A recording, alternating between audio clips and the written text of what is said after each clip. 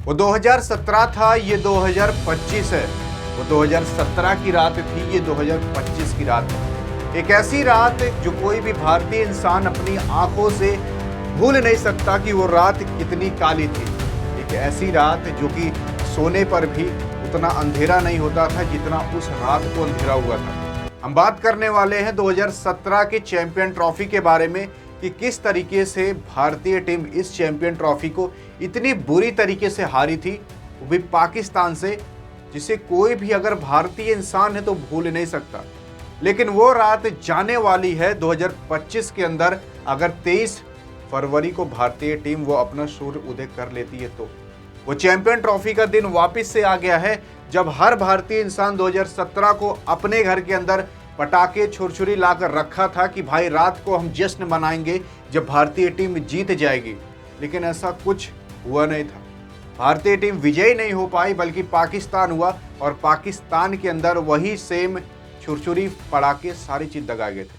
आखिर भारतीय टीम कैसे इस मैच को हारी थी, क्या हुआ था उस काली रात को, और क्या वो काली रात इस 23 फरवरी को हट पाएगा कि नहीं, बात करते हैं पूरे डिटेल के। ये काली रात आई थी 18 जून 2017 को। 18 जून 2017 को भारतीय टीम और पाकिस्तान टीम लंदन के फील्ड के अंदर उतरी थी। लंदन के फील्ड के अंदर ही ये चैंपियन ट्रॉफी का मैच फाइनल का कराया गया था और उस फाइनल के अंदर भारतीय टीम और पाकिस्तानी टीम पहुंची थी।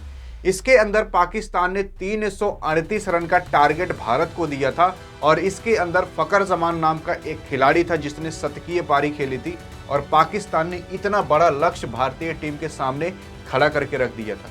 लेकिन भारतीय टीम की जब बैटिंग आती है तो भारतीय टीम मात्र 158 रन, जी हां, केवल 158 रन पे पूरा ऑल आउट होकर सिमट जाती है। 50 ओवर भी पूरा नहीं खेल पाती। और वो 50 ओवर क्या, 30 ओवर 3 बॉल के अंदर पूरी टीम इंडिया ही ऑल आउट हो जाती है।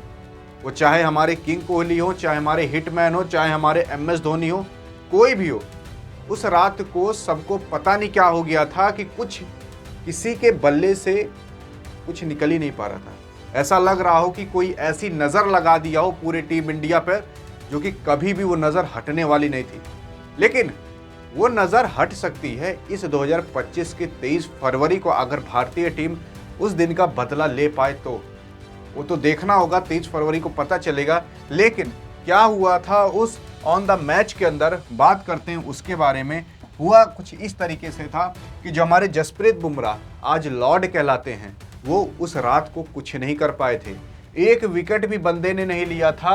9 ओवर कराए थे, 70 के करीब रन दिया था। 68 रन अकेले जसप्रीत बुमराह ने दिए थे। उसके बाद आते हैं हमारे हार्दिक पांड्या।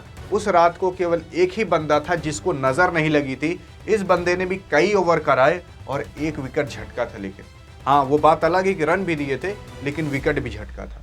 उसके बाद आते हैं हमारे रविंद्र जडेजा, जिनको कि आज हम ऐसा दर्जा दे चुके हैं जिसको कि कोई भूल नहीं सकता। चाहे वो फील्डिंग हो, चाहे बैटिंग हो, चाहे बॉलिंग हो, हर चीज में बंदा अव्वल नंबर पर आता है। लेकिन उस रात को भी इस बंदे को पता नहीं क्या हो गया था कि 8 ओवर कराए और 68 रन देकर एक विकेट भी नहीं झटका था। R अश्विन भी आते हैं जो कि टॉप ऑर्डर बॉलर ऑलराउंडर में आते थे, लेकिन ये भी 10 ओवर कराते हैं और 70 रन देते हैं, एक विकेट भी नहीं झटकते। पाकिस्तान की टीम धड़ाधड़ पर धड़ाधड़ 350 रन तक पहुंच जाती है। लेकिन अगर हम बात करें अपने केदार जाधव की, तो ये भी एक बैट्समैन होने के साथ साथ थोड़े बहुत बॉलिंग कर लेते थे। 3 ओवर कराते हैं, 24 रन देते हैं और एक विकेट झटकते हैं। हम बात करें अपने भुवी भाई भुवनेश्वर कुमार की, तो ये भी एक ही विकेट झटकते हैं और रन भी ये काफ़ी देते हैं।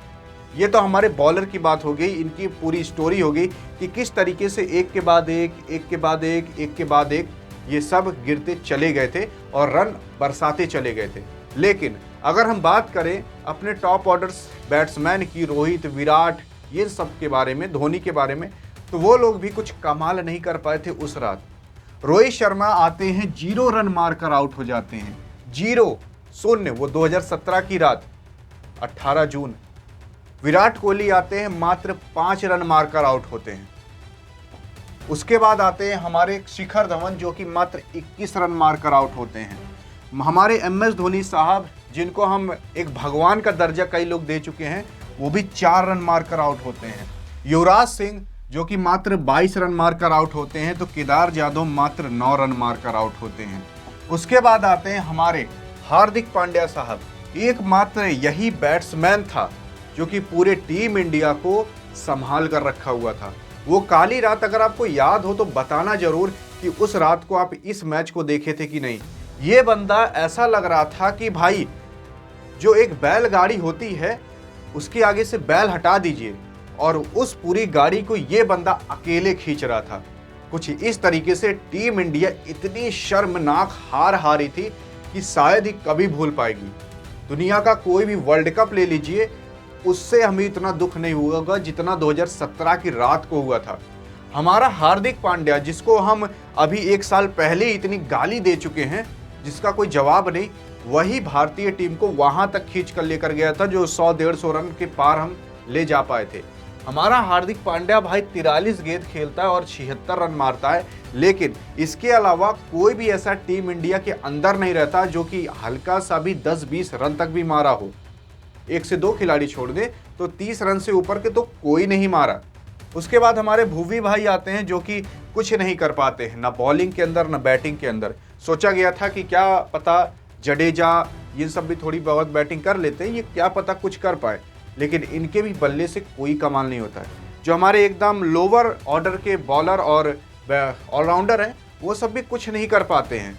और इसके बाद भाई टीम इंडिया इतनी शर्मनाक हार हारती। लेकिन क्या आपको लगता है कि भाई ये काली रात अब आ गया है? वो समय जा चुका है जो समय पहले था। क्या वो काली रात ये सवेरा कर पाएगा? 2025 के अंदर जो 23 फरवरी आने वाला है, क्या उस दिन भारतीय टीम का सूर्य उदय हो पाएगा चैंपियन ट्रॉफी का? वो जो खिलाड़ी थे आज वो खिलाड़ी नहीं रह गए हैं, पूरी तरीके से वो खिलाड़ी बदल चुके हैं। शरीर वही है, माइंड सेट अलग है, बैटिंग करने का तरीका अलग है। क्या वो उस काली रात को मिटा पाएंगे?